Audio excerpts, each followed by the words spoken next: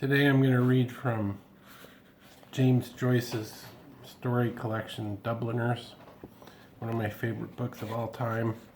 I had a hard time deciding whether to read the end of The Dead, which is, to me, one of the most beautiful passages ever written, or this passage I'm going to read.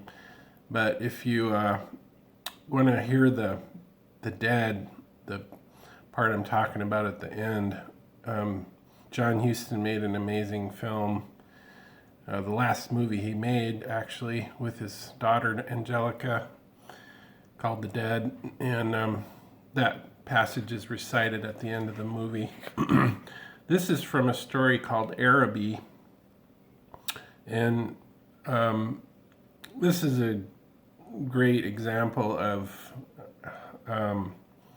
someone putting themselves into the point of view of a kid, and I think it probably portrays the longing and the painful element of that longing for a kid that age, as well as anything that I've ever read. It's called Araby.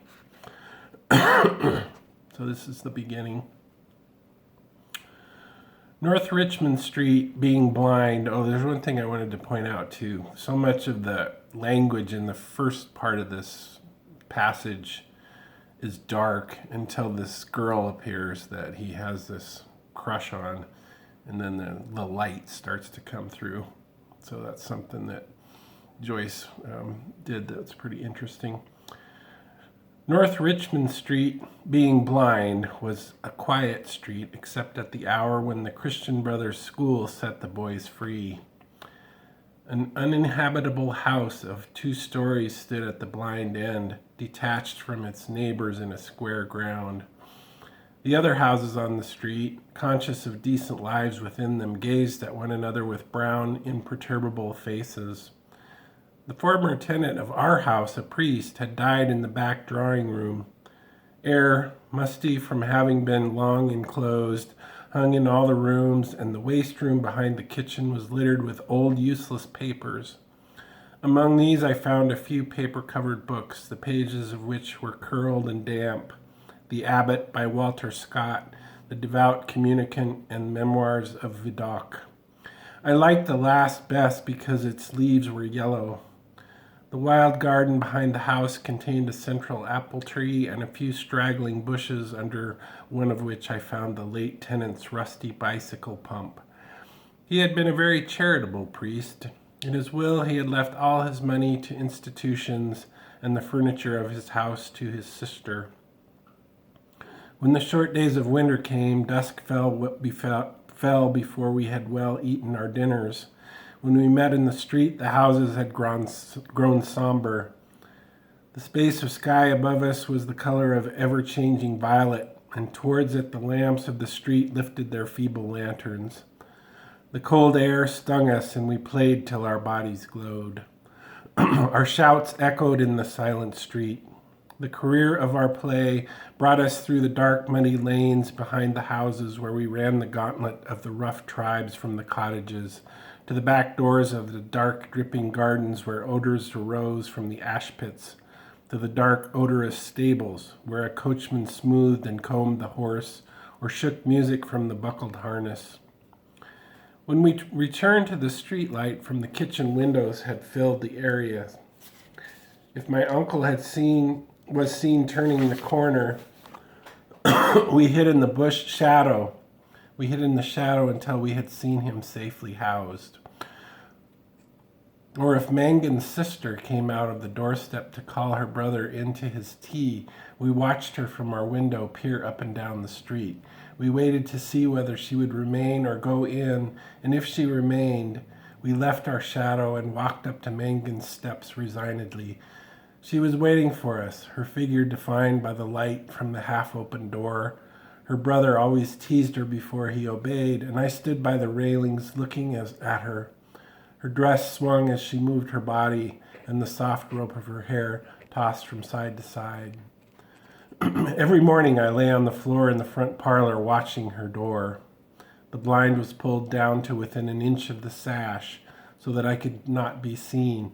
When she came out on the doorstep, my heart leaped. I ran to the hall, seized my books, and followed her. I kept her brown figure always in my eye, and when we came near to the point of which our ways diverged, I quickened my pace and passed her. This happened morning after morning.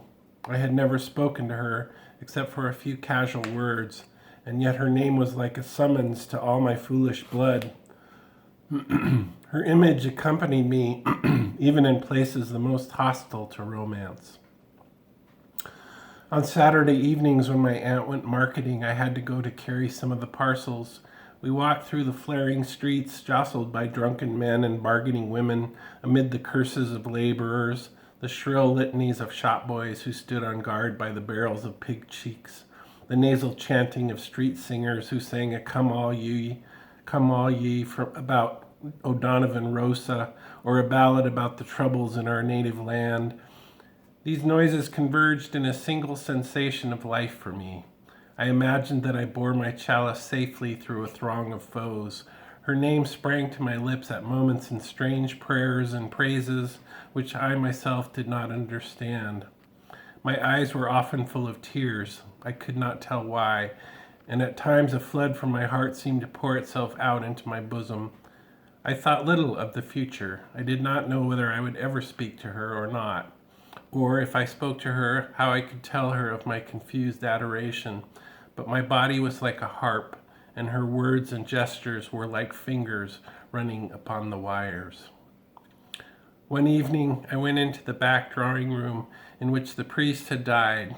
It was a dark, rainy evening, and there was no sound in the house.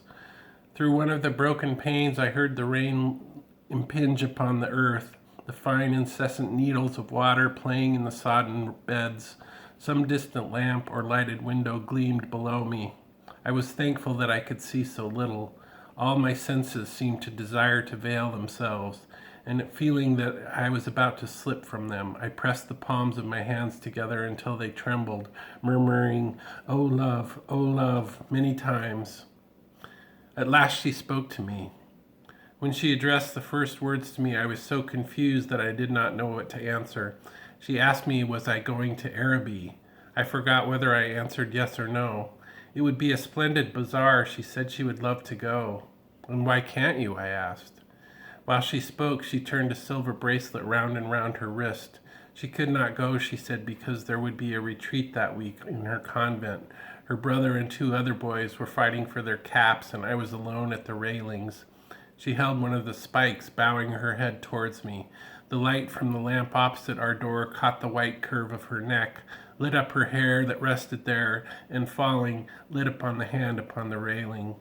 It fell up over one side of her dress and caught the white border of a petticoat, just visible as she stood at ease. It's well for you, she said.